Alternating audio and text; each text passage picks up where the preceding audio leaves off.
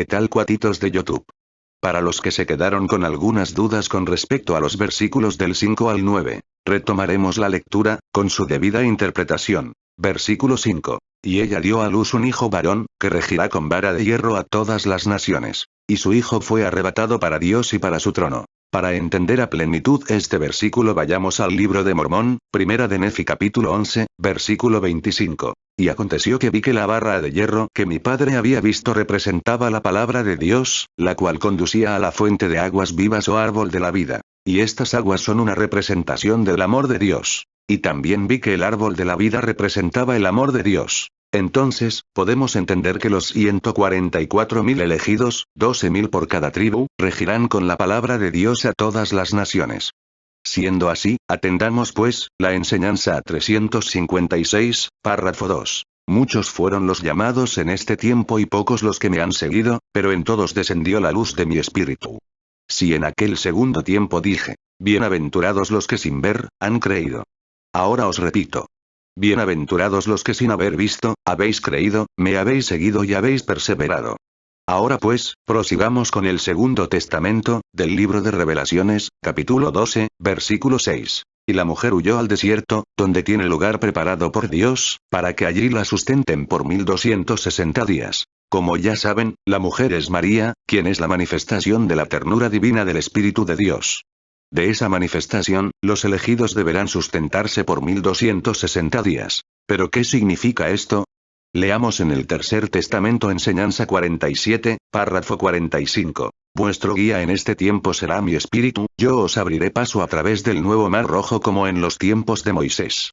Yo os rescataré y os sustentaré en el desierto, mas solo os pido que practiquéis incansablemente mis ejemplos de amor y que seáis fieles hasta el fin, porque el fin lo hallaréis cuando se presente vuestro espíritu ante las puertas de la tierra prometida, en donde hallaréis el descanso de las luchas humanas, la liberación de las pasiones y de las miserias de este mundo.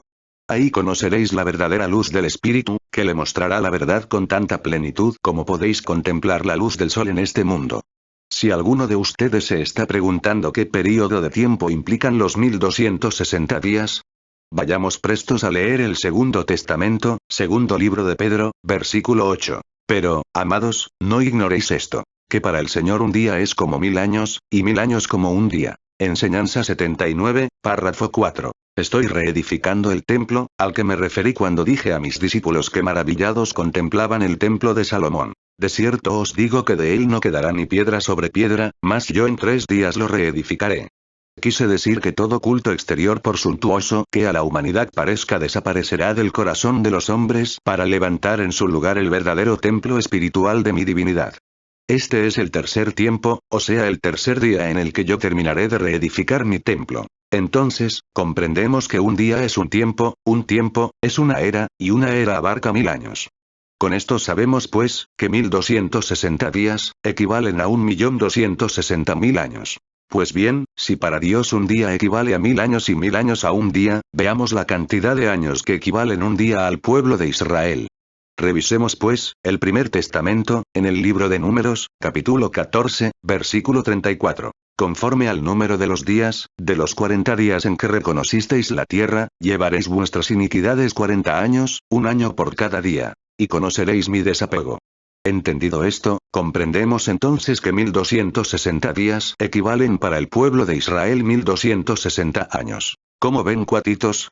Para sacar nuestras cuentas debemos acudir al estudio de la Biblia y de todos los libros del mundo posibles, uniendo cabos para saber cuánto tiempo ha pasado desde que Juan el Bautista escribió esta profecía, tomando en cuenta que cuando la hizo Daniel, eran 1290 días. En antaño, cuando quise saber el día que debía guardar, supe que los hebreos se rigen por el calendario lunisolar, pero acá en el occidente nos regimos por el solar, es decir el gregoriano, el cual fue antes juliano, por cuestiones de días más, días menos, ya saben, tenemos el vicio de cambiar los tiempos de Dios, entonces deduje que si invertía mi tiempo en investigar tal cosa, me perdería de entender la esencia de la palabra de mi Padre, por lo tanto, hoy día no guardo un día en específico, pues para mí todos los días son placenteros cuando estudio y practico la obra que Dios me ha encomendado. Personalmente si sumo las horas, dedico 2 o 3 días al mundo y el resto a Dios. Pero bueno, para quitarnos todas dudas vayamos al Tercer Testamento, enseñanza 345, párrafos 28 y 29. Vuestros números, vuestras ciencias más elevadas para medir y calcular los tiempos, no os bastarían para dar principio a una labor que solamente Dios puede llevar a cabo, por ser el único que estará siempre más allá de los tiempos. Si el científico no puede precisar la edad de este mundo, ¿cómo podría investigar el principio de la vida universal, si no se lo revelo yo? Sin embargo, para que no quebrantéis vuestro entendimiento queriendo saber lo que está más allá de vuestro alcance, que os baste saber que el Padre, el Todo, en quien está presente lo que ha sido, lo que es y lo que ha de ser, os ha dicho en este día.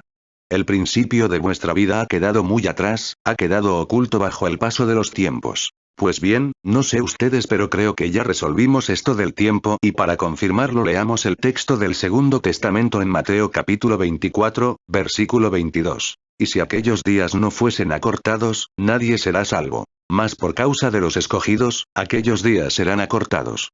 ¿Qué quiere decir esto, cuatitos? Que a algunos les llevará quizás 1.260.000 años, otros 1.260 años, y algunos 1.260 días. Recuerden que estamos siendo llamados, pero de nosotros depende cumplir para ser escogidos. ¿Cuánto tiempo quieren esperar?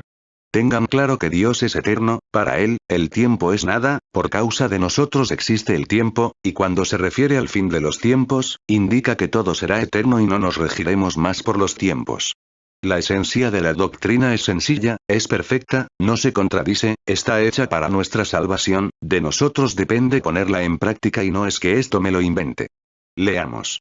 Tercer Testamento, enseñanza 27, párrafos 17 al 48. Muchos de los que contemplan a los elementos desatados, las aguas desbordadas arrastrando comarcas en su furiosa corriente y a los hombres entregados a destruirse en crueles guerras fratricidas, dicen que es la ira de Dios la que se encuentra también desatada. Yo perdono a quienes así interpretan mi justicia, mas comprenderán que todos los sufrimientos y vicisitudes que la humanidad padece, proviene de su desobediencia a mi ley. Hay quienes dicen, Señor, si tanto es lo que os ofendemos con nuestras imperfecciones, además de ser la causa de todas nuestras penalidades, ¿por qué mejor no nos destruyes? ¿Para qué nos conservas en el dolor?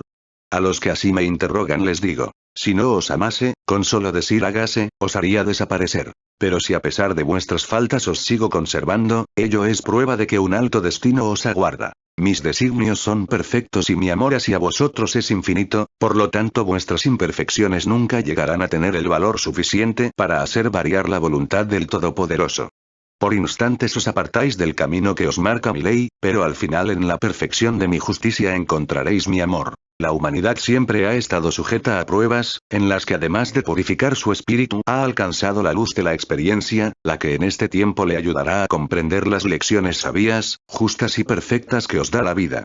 Es por eso que os he dicho que debéis de luchar en contra de las tinieblas con vuestra espada de luz, además de permanecer velando y orando para no caer en tentación. Si queréis profundizaros más en el porqué de vuestras pruebas, recordad que estáis en el tiempo de la restitución de todas vuestras faltas pasadas. Cuando ya tengáis fe en lo que os estoy explicando, una dulce conformidad, una paz infinita invadirán vuestro ser, pensando que el único que conoce vuestro pasado y que puede juzgarlo con amor, soy yo. Mirad en este tiempo a los reyes desterrados, a los príncipes sin esperanzas de reinar, a los ricos en la ruina y a los poderosos en el lecho del dolor. ¿Quién sabrá la restitución que existe en las pruebas a que se encuentran sometidos? Solamente yo. Mas quiero que todos sepáis que con arrepentimiento sincero, con buenas obras, con regeneración y espiritualidad, podréis acortar vuestra restitución hasta alcanzar vuestra liberación del dolor y con ello la paz. Con estas lecciones estoy esclareciéndoos las enseñanzas que desde los más remotos tiempos habéis recibido, pero que los hombres os habían ocultado, impidiendo que la humanidad pudiera encontrar el camino de salvación. ¿No creéis, pueblo amado, que si en este tiempo habéis sido de los primeros en comprender esta verdad, os obligue ese conocimiento a ser los que llevéis la luz a los campos de guerra y a los pueblos sin paz? Para ello escudriñad mi palabra, mas hacedlo siempre con el fin de alcanzar la verdad. Fortaleced vuestra fe en mi palabra, para que en el futuro, cuando escuchéis argumentos en contra de esta obra, no vayáis a flaquear. Me decís, Maestro, ¿qué es lo que podemos escuchar en contra de vuestra doctrina perfecta, que sea capaz de poner en peligro nuestra fe?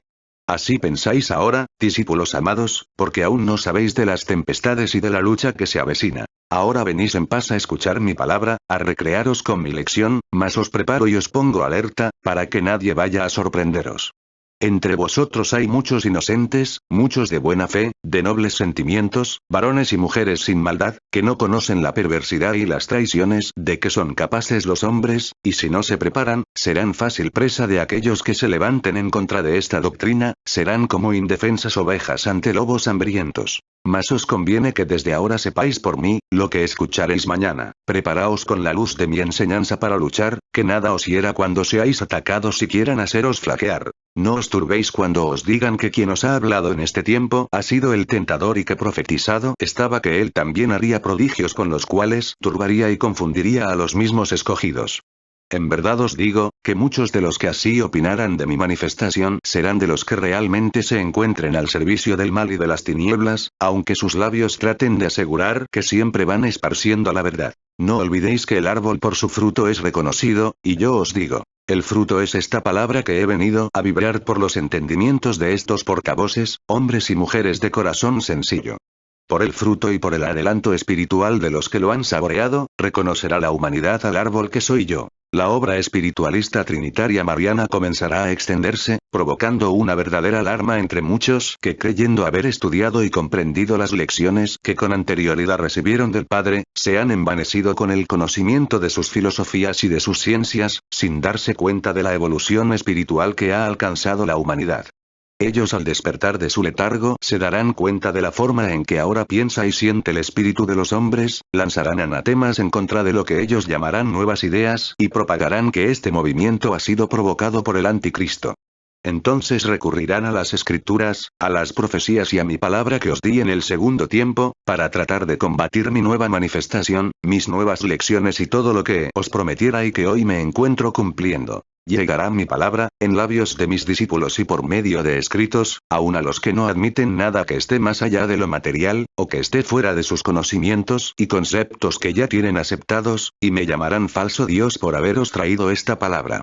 Mas cuando esto escuchéis, aunque vuestro corazón se sienta herido, vuestra fe no sufrirá quebranto, recordando con emoción que ya vuestro Maestro os lo tenía anunciado y os había fortalecido con su palabra para resistir esas pruebas.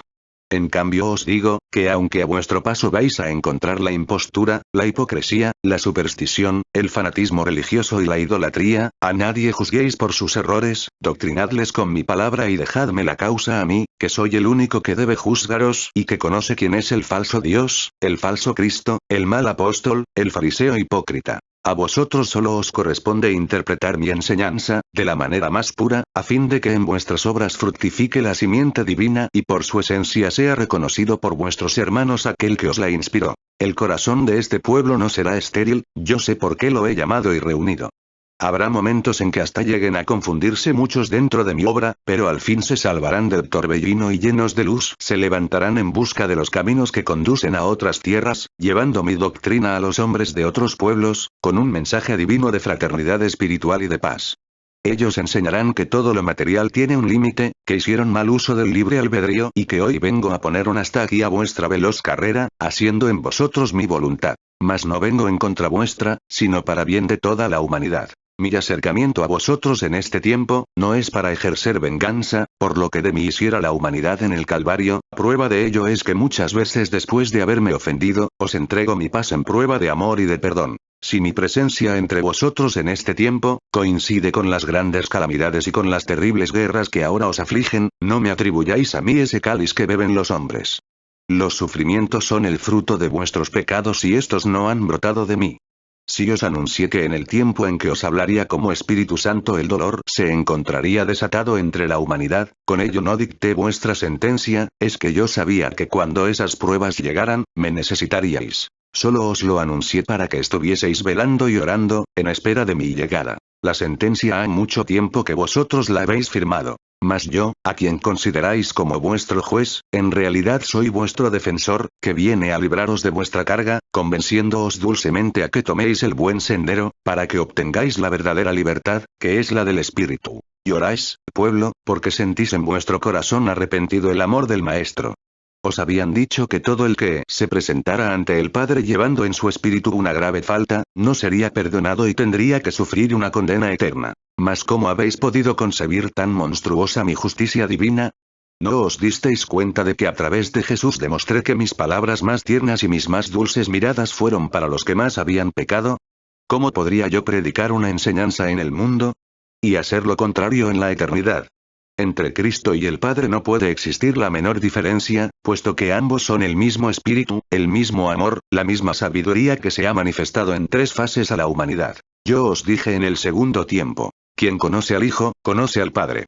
Limpios brotasteis de mí y limpios tendréis que retornar, mas el tiempo de expiación será pasajero, jamás eterno, corto o largo, dependiendo de la voluntad que el Espíritu ponga para alcanzar su salvación. Os encuentro confundidos, porque habéis tomado los libros en los que vuestros hermanos han impreso sus errores, los que por mucho tiempo habéis tenido por la verdad pura. Mas se acercan los días en los que el hombre tendrá que rectificar sus mismos dogmas, porque la luz del nuevo tiempo le hará ver el camino de la verdad. Porque en esta noche en que se encuentre su vida espiritual, se hará la luz. Os envío esta doctrina para enseñaros a penetrar desde vuestra existencia humana, a la vida espiritual. Aún sois más materia que espíritu y es por eso que por instantes dudáis de la verdad de esta palabra y os preguntáis: ¿será verdaderamente el Maestro quien nos habla? Brota entonces un sí del espíritu, que lucha contra un no de la materia. En forma limitada me manifiesto ante vosotros, para que escuchéis mi palabra, en la que os envío mis pensamientos divinos, que vienen de nuevo a trazaros el camino de vuestra elevación espiritual. Lo mismo bendigo al que cree en mi comunicación, que al que duda. No tengo preferencia, a todos amo por igual. Me manifiesto al mundo no solo para unos corazones, sino para iluminar de luz todas las sendas, para que los hombres prosigan la meta de la espiritualidad y cumplan con el mandato divino que os dice: amaos los unos a los otros.